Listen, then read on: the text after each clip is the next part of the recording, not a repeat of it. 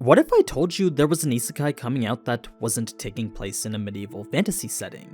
Interested? No? Not yet? What if I told you it wasn't a half-baked power fantasy where the protagonist steamrolls everyone? Maybe now we're getting somewhere. Would you be interested if it was a gothic steampunk fantasy? How about a dark Victorian-era setting where Victorianism isn't just used as a backdrop? Perhaps some Lovecraftian horror might be more your style. Or maybe you're more into the occult and mythology. Well, there's an isekai coming out that incorporates all of this, and surprisingly enough, you'll be able to watch it sooner than you think. So, in a world where isekai come and go without much of an impact, Lord of the Mysteries might just be the next big hitter to join the ranks of ReZero, Mushoku Tensei, and Overlord.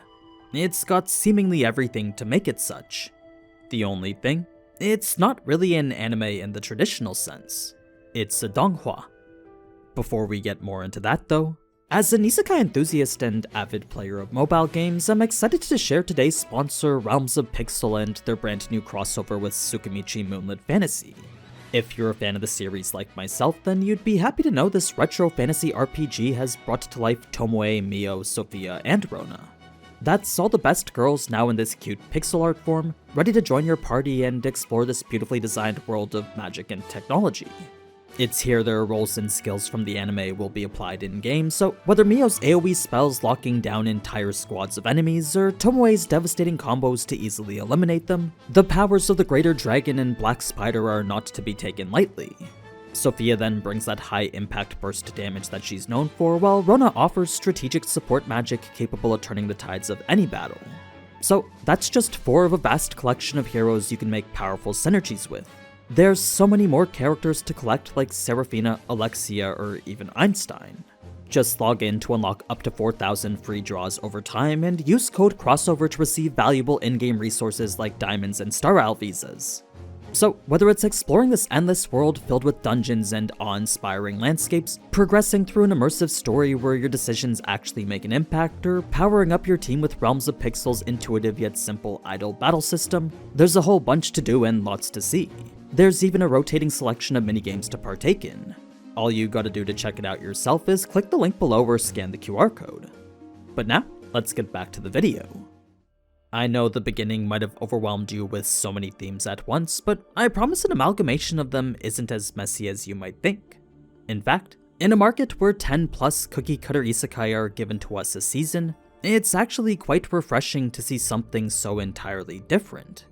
Even if it was just an errant attempt at trying something different, that something different is what I've been looking for in the genre for quite some time now. Luckily for us, Lord of the Mysteries is far more than just an errant attempt at something new. It's a masterful blend of mystery, horror, and fantasy into one of the most intelligent and immersive stories currently out there. Now, it is quite rare for a Chinese web novel to have such a strong global following, so the fact it does is testament to how good it is. I mean, it's got tens of millions of readers across all the platforms it's on, achieved numerous top rankings within them, and was even ranked #1 consistently on the Chinese publishing site Shidian.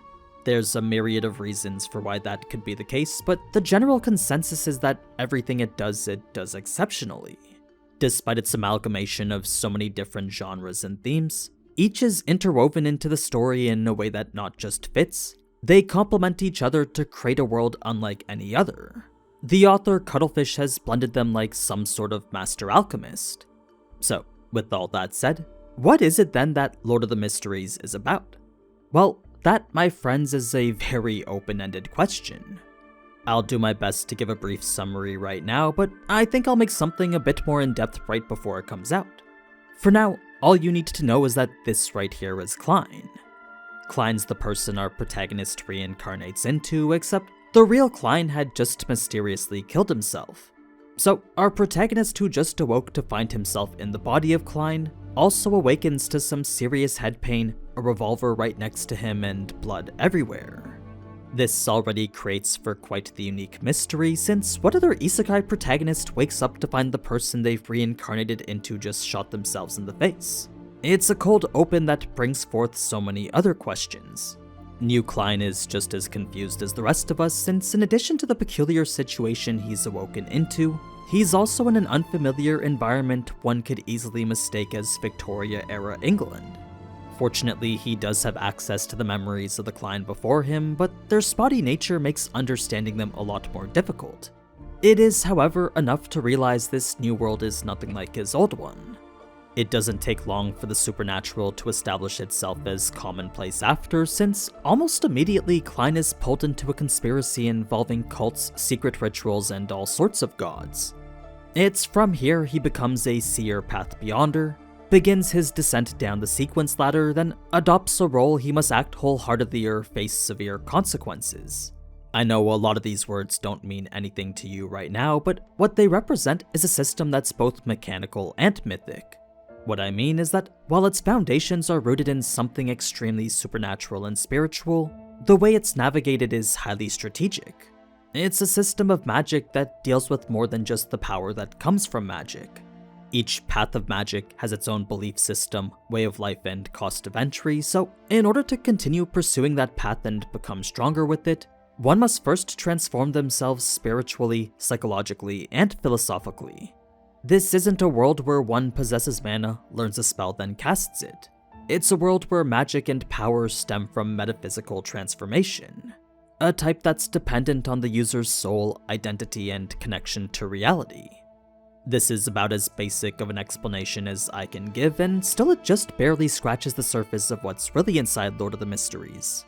In any case, it's Klein's goal to try and figure out how to get back home, leading him through a series of events that have him dealing with conflict both internally and externally. The supernatural becomes more and more prevalent, and the more Klein learns about it, the more experienced he gets with navigating it. At its core, it's a fantastic progression fantasy that's incredibly rewarding. Klein's journey is carefully intertwined with this power system, and the way he becomes more powerful involves more than just your typical training arc. It's a bit tough to get deeper into without touching on the more complex bits of lore, but for now this should paint a picture of what to expect from the main story. The world building is a whole separate beast on its own, since aside from the alternate history London shrouded in darkness, there's the cult-like magic system built upon a combination of Cthulhu mythos and tarot imagery, numerous secret organizations operating in the shadows, churches with real gods possessing godlike power, then a constant sense of mystery surrounding all of it. The one thing that does remain known for everyone, though, are that the rules which govern this world are not to be broken. One misstep and madness can consume you or your humanity be taken away. Once again, there's so much more that I can delve into, but the abundance of lore is a topic for another video. I think by now you've gotten the point that the story Lord of Mysteries portrays is very rich in everything. Now, that's all great from a literature standpoint, but at the end of the day, we're all here to watch an anime. And when it comes to bringing a lore-intensive novel such as this to life, we know that's not always the easiest thing to do. The first episode has been premiered over in China, but aside from a few claims from people who supposedly saw it, there's nothing particularly concrete to go off of. So, before I share any of the speculation regarding that, the first thing I want to take note of is the studio. This is a production by BC May Pictures, a studio you may recognize as being responsible for King's Avatar. This was actually the first donghua I ever watched, and as a show that was already visually stunning back in 2017, it makes sense that almost a decade later their animation would have improved to this. Now, I know consistent quality like this might be hard to believe, but with donghua progressively emerging as this competitor to anime, there's good reason for everyone involved to provide a quality experience all the way through. There's even some personal passion going on in the background, since the head of BC May Pictures has said in a statement, Lord of the Mysteries is his way of fighting to keep 2D animation alive. You see, with 3D becoming the leading style in China, this man hopes to use Lord of the Mysteries as a means to keep 2D animation relevant. Combine this with one of the most prominent multimedia corporations in China backing its production, and you can pretty much assume higher budgets, top-tier staff, and widespread marketing like how we're seeing already. To keep the focus specifically on the studio though, BC May seems like the perfect fit to handle a series that's focused on atmosphere, suspense, and tension. Action isn't the end-all be-all here, since the mystery behind everything is arguably more important. That being the case, if the anime is to capture a lot of the essence that makes Lord of the Mysteries so good, then it needs to focus on the tone and setting too. As high quality as the animation may be, a lot of other things need to come together if the story is going to be portrayed properly. That's not to say I expect every little detail to be included, but with the author Cuttlefish reportedly being part of the production supervision team, he of all people will know what's most important to include in the anime. So, whether it be an anime-only edition or the exclusion of information for time, if it went through the author himself, it's probably for the best. This brings me to my main concern regarding donghua in general, since regardless of what show it is, I always find the pacing to be somewhat fast. Even with the phenomenal To Be Hero X from this season, something about pacing in the donghua I watch just seems off. It's almost like they're speeding from point to point without any development in between. This is of course my own personal opinion from my experiences watching the donghua that I have, but with Lord of the Mysteries being the slow burn that it is, I'm hoping that won't be the case here. In fact, I'm expecting the pacing to be the key determining factor on whether or not it ends up doing well. With everything else seemingly going above and beyond, the only thing left to see is whether the actual mystery of everything can be captured well. Will it flesh out the parts worth spending time on, or will it speed through them in order to reach the parts of the story it wants to get to? That's just one of the many tasks I'm sure this veteran director has been handling, so if done right, I think we might be in for a mix of Monogatari and Bloodborne. Monogatari for its complex dialogue layered with symbolic wordplay, and Bloodborne for its cryptic lore entrenched within a gothic nightmare. I'm sure there's better comparisons to be made, but those are just a couple that came to mind when thinking about what Lord of the Mysteries could be like. Now, to get to the claims reportedly being made about the donghua, supposedly the series has been confirmed for at least 5 seasons. Each season is said to have 12 episodes, each episode is at least 30 minutes long, and within each minute of that episode, there's approximately 1,000 drawings. On average, that would mean 16 different frames per second, so if true, expect a level of fluidity that we rarely get to see in 2D animation. Not any of the static pans we've unfortunately been exposed to lately. Even if we were to compare this to Solo Leveling, the climax of episode 12 only had around 850 frames per minute, 15% less frames than what Lord of the Mysteries allegedly has. So, when you take into account that the first bit of the story is actually quite slow, it makes you wonder where all the animation is going to be.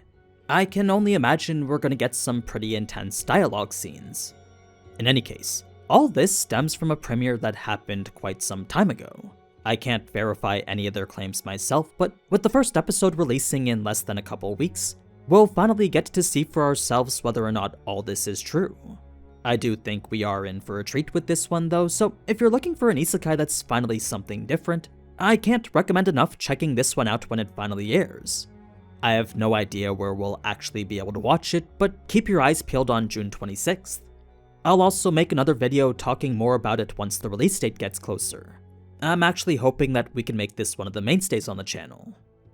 But anyway, that's pretty much all I gotta say for that. So let me know if you plan on watching this yourself, and if you do, let me know if you want to see more videos on it.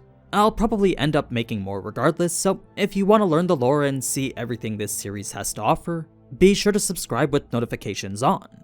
Until next time though, ciao!